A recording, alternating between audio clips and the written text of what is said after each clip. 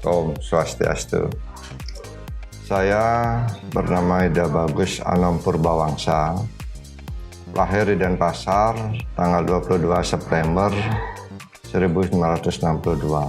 Karir akademik saya mulai dari di Taman Kanak-kanak. Saya sekolah di Taman Kanak-kanak Saraswati Denpasar, dilanjutkan ke Sekolah Dasar 1 Saraswati, kemudian lanjut ke SMP Negeri 1 Denpasar, kemudian ke SMA Negeri 3 Denpasar. Sedangkan untuk di perguruan tinggi tahun 1981 saya mengikuti pendidikan di Fakultas Ekonomi Universitas Udayana, kemudian dilanjutkan ke strata 2 di Pasca Sarjana Universitas Brawijaya, program Magister Manajemen angkatan pertama, dan terakhir di tingkat strata 3 di program Pasca Sarjana Universitas Airlangga di bidang ilmu ekonomi, ya, S3 ilmu ekonomi Universitas Airlangga.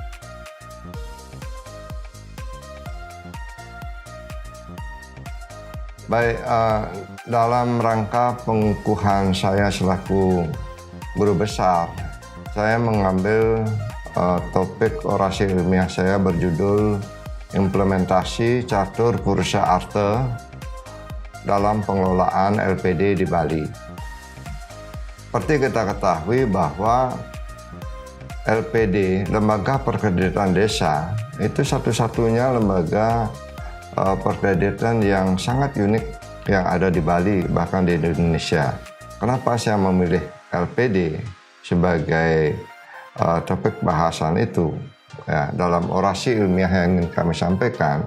Karena LPD ini memiliki dua fungsi.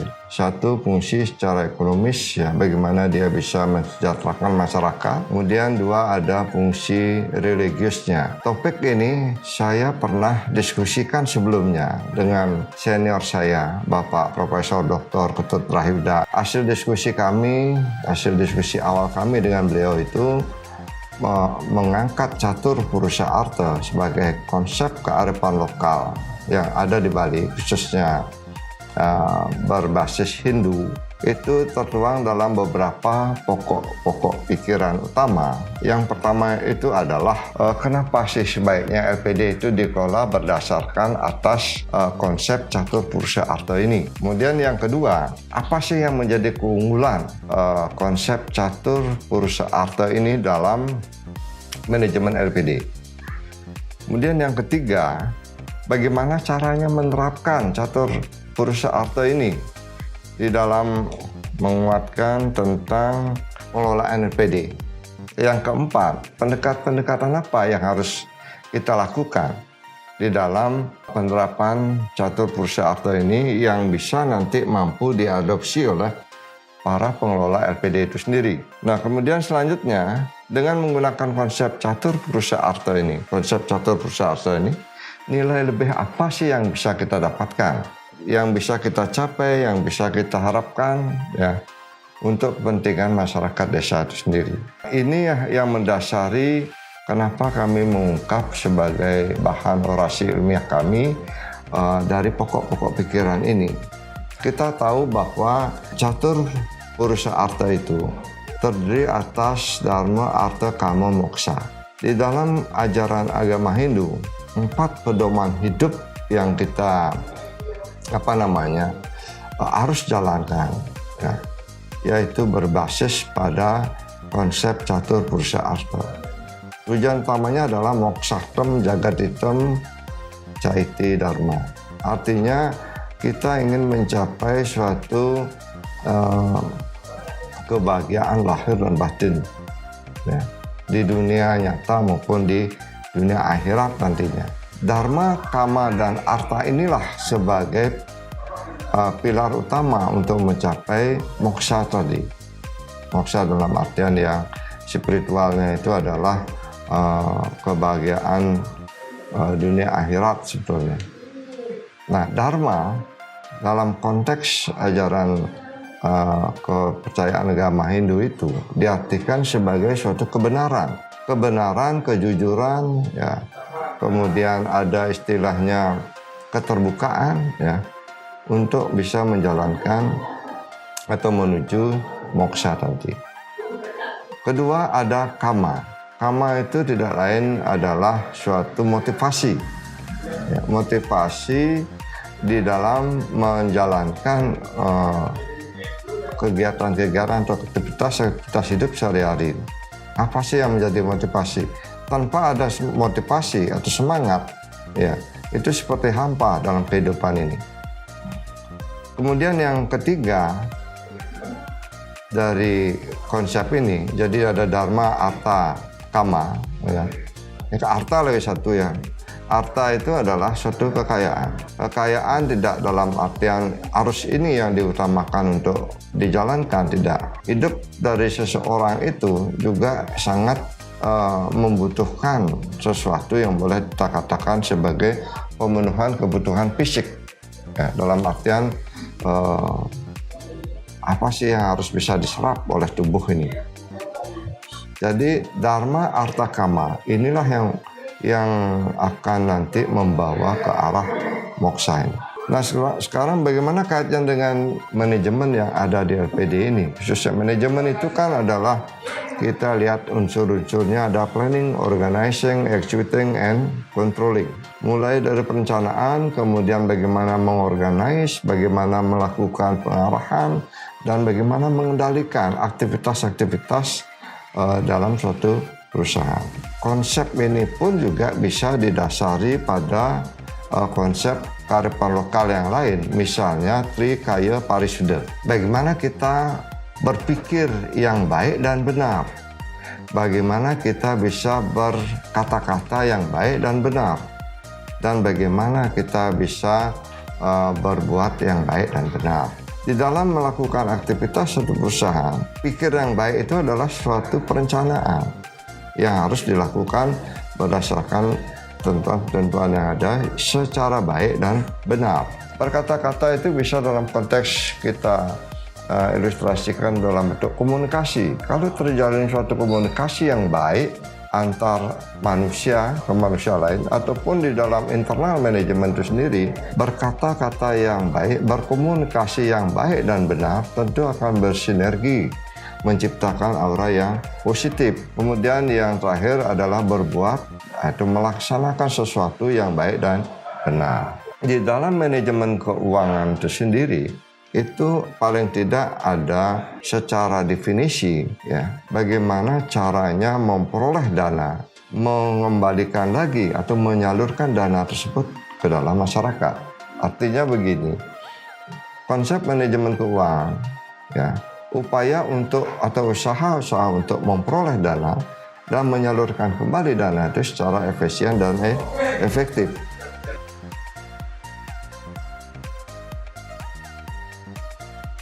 LPD adalah suatu lembaga intermediary sebagai lembaga perantara antara yang membutuhkan dana dan yang memerlukan atau yang kelebihan dana.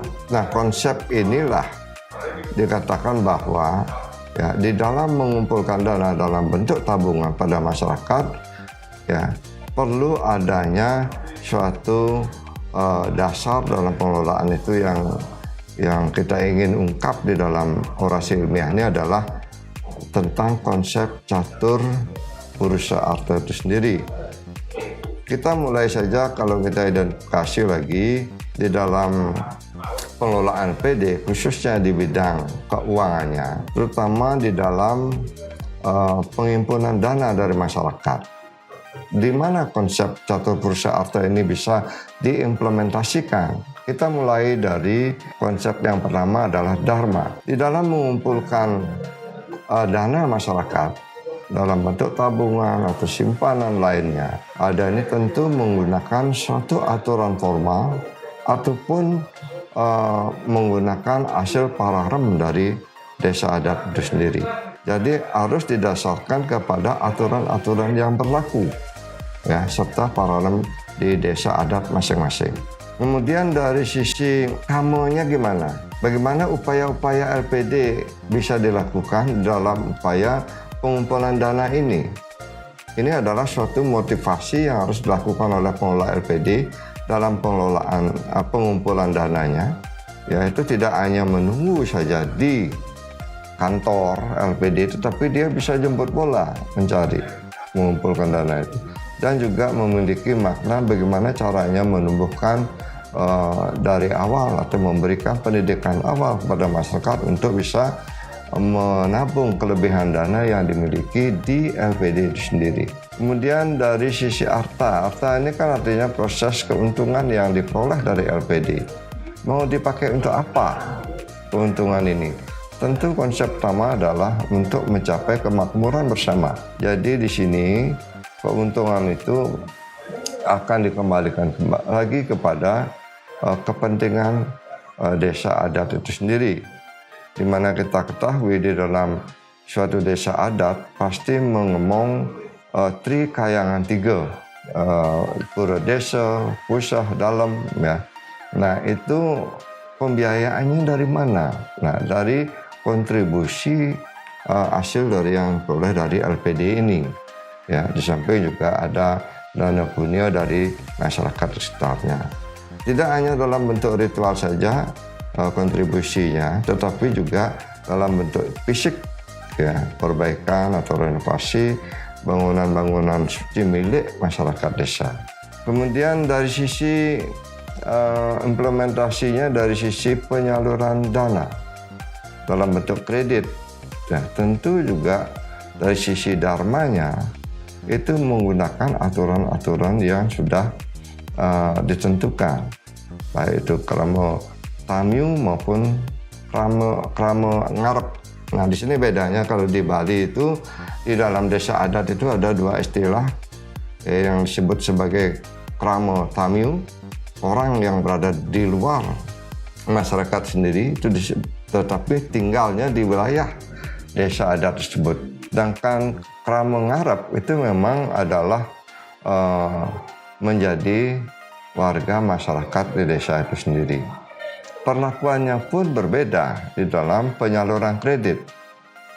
Pengelola LPD secara teoritis dia tetap menggunakan analisis di MACE ini, ya, karakter, kapasiti, kolateral, ya, kemudian ada condition economic, ya. Ini tetap diperhitungkan bagaimana sih karakter orang, terutama dari krama tamyu ini. Kita harus cek karakternya baik atau enggak. Kemudian kita cek kemampuannya nanti, apa yang dia pakai untuk membayar kreditnya. Kemudian dicek kembali apa yang menjadi jaminannya.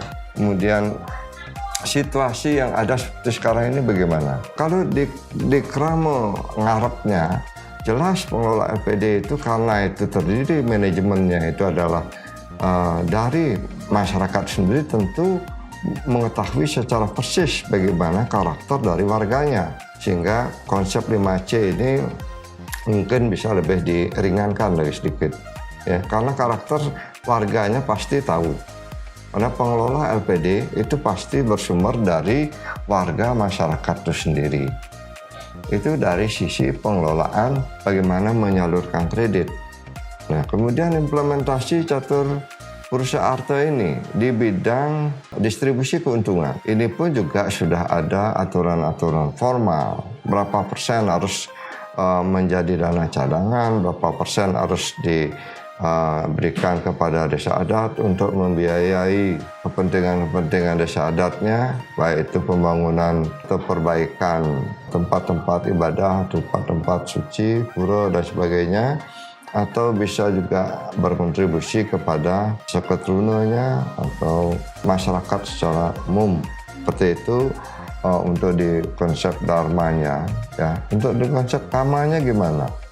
Untuk catur Purusha Arta ini, ya, bagaimana dia bisa nanti memotivasi bahwa inilah kontribusi yang bisa disampaikan oleh LPD. Kalau misalnya dalam konteks penerapan catur Purusha Arta ini tidak dijalankan secara baik, ada juga beberapa LPD yang hanya mengutamakan kepentingan pribadinya dibandingkan dengan kepentingan bersama, kolektivitas ini. Sehingga LPD seperti itu pasti mengalami suatu kebangkrutan. Nah, untuk merecovery kebangkrutan ini kita perlu melihat kembali, menghayati sekali bagaimana konsep catur purusa arta itu bisa diterapkan. Jadi dalam dunia nyata itu banyak kita lihat. Saya sering melakukan pengabdian, ada juga LPD yang pengurusnya curang atau memang secara tidak sengaja karena keterbatasan kemampuan dia tidak melakukan pengelolaan yang benar. Nah, ini kadang-kadang permasalahan ini yang sering muncul sehingga disarankan waktu itu untuk melakukan pelatihan dan bimbingan bagaimana caranya mengelola agar LPD itu tetap sehat, ya, dalam artian tetap berkelanjutan karena ini sangat menunjang atau kontribusinya ke dalam perekonomian, khususnya perekonomian di masyarakat desa sendiri. Nah, seperti itulah secara garis besar berdasarkan atas hasil wawancara yang kami lakukan berapa pengurus LPD ataupun tokoh masyarakat tentang bagaimana penerapan konsep catur purusa arta ini dalam melakukan aktivitasnya, terutama dalam mengoperasionalkan LPD itu sendiri.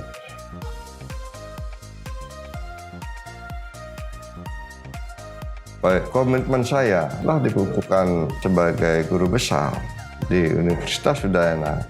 Memang kalau kita lihat ya, sekarang ini untuk memperoleh gelar guru besar itu tidaklah semudah membalikkan telapak tangan. Itu memerlukan perjuangan yang sangat berat dan itu harus dilakukan. Nah, komitmen saya karena mengemban tugas yang lebih berat selaku guru besar, selaku profesor di sini, tentu mengacu kepada tridharma perguruan tinggi yang ada di Universitas Udayana. Pertama di bidang pendidikan, kemudian ada di bidang penelitian, dan yang ketiga di bidang pengabdian kepada masyarakat. Apa yang harus kita lakukan? Di bidang pendidikan misalnya. Ya, di bidang pendidikan, tentu kita tidak boleh terlena dari segala perubahan. Karena perubahan itu akan sering terjadi. Kita tidak bisa a priori terhadap perubahan yang ada. Kita kenal ada istilahnya change management, manajemen perubahan. Seperti kondisi sekarang ini. Dalam kondisi pandemik COVID-19, teknik mengajar kita sudah berubah. Ya, mau tidak mau, suka tidak suka, kita harus masuk ke dalam perubahan ini. Karena kita tidak ingin juga proses belajar mengajar mengalami suatu hambatan. Dosen yang semulanya mengajar secara offline, dia akan berusaha sekarang mau tidak mau, suka tidak suka, dia harus belajar secara online menggunakan berbagai aplikasi, baik itu Zoom meeting maupun dengan Webex meetingnya, sehingga tetap berlangsung secara daring proses belajar mengajar ini. Kemudian dari sisi substansinya gimana? Dalam proses belajar mengajar, beberapa pendekatan yang perlu kita gunakan, ya, terutama di dalam menghadapi suatu mahasiswa. Kita walaupun statusnya sebagai guru besar, kita tidak boleh merasa diri bahwa kita tahu segalanya. Setiap manusia memiliki suatu keterbatasan. Oleh karena itu, ya, dalam proses belajar mengajar, kita harus saling take and give, misalnya di sini dengan para mahasiswa, baik itu S1, S2, S3. Terutama di mahasiswa S2, S3. Secara praktisi barangkali mereka lebih banyak pengalaman. Dan kita tidak perlu gengsi untuk menyatakan bahwa mahasiswa tersebut tidak tahu. Nah, contoh ya, saya mengajar manajemen investasi, khususnya tentang bagaimana sekuritas diperdagangkan di pasar modal. Secara teoritis gampang dipelajari, tetapi ada mahasiswa yang memang sebagai pelaku di dalam melakukan aktivitasnya di pasar modal. Misalnya trading saham, dia betul-betul expert di bidangnya. Saya selaku dosen dalam hal ini jelas mengharapkan mahasiswa tersebut sharing kepada teman-temannya bagaimana sih melakukan trading saham yang secara nyata, bukan teoritis. Nah, ini sudah sering saya lakukan dalam memberikan perkuliahan. Kami mengundang mahasiswa yang memang sebagai pelaku ini untuk bisa memberikan pengalamannya di dalam dunia nyata. Kemudian di bidang penelitian, untuk di bidang penelitian, maka kami selalu mengikuti penelitian-penelitian dalam bentuk hibah bersaing dalam artian baik itu di PUU, kemudian di grup profesor maupun di penelitian unggulan program studi. Hasil penelitian kami ini sebagai outputnya itu kami langsung muat di dalam jurnal internasional, bahkan di jurnal internasional yang bereputasi. Yang kedua bisa juga dalam bentuk buku ajar, yang mana kedua bentuk luaran ini atau output ini, baik itu di jurnal internasional maupun dari bentuk buku ajar ini, kami kembalikan kembali kepada mahasiswa untuk bisa diteruskan, untuk bisa dibaca oleh mahasiswa sehingga bisa meningkatkan wawasan mereka sesuai dengan ketentuan yang ada. Artinya di RPS atau silabus masing-masing mata kuliah itu tentu harus menyelipkan hasil-hasil penelitian atau temuan-temuan yang dilakukan oleh seorang pengajar. Di bidang pengabdian kepada masyarakat, kita akan menindaklanjuti dulu hasil penelitian kita ini sebagai dasar untuk melakukan pengabdian kepada masyarakat. Di mana dalam hal ini, hal yang kami lakukan adalah melakukan pengabdian kepada masyarakat ini tentu harapannya adalah agar bisa terwujud value added yang lebih baik. Sebagai contoh, misalnya kita melakukan pengabdian masyarakat untuk meningkatkan produktivitas madu klek-klek itu yang ada di Mambal, desa Mambal. Endingnya apa? Actionnya apa? Tidak hanya sekedar diberikan teori bagaimana memanage usaha klek-klek ini, karena mereka tidak itu yang dipentingkan, tetapi yang dipentingkan tindak lanjutnya seperti apa nanti dari hasil pengabdian masyarakat ini. Mungkin ini sebagai tempat untuk sebagai objek wisata usaha madu klek-klek. Jadi kalau kita kaitkan di Bali, itu karena itu berbasis pariwisata, kita kerjasama dengan Biro Perjalanan untuk bisa mengajak tamunya melihat langsung di lokasi seperti inilah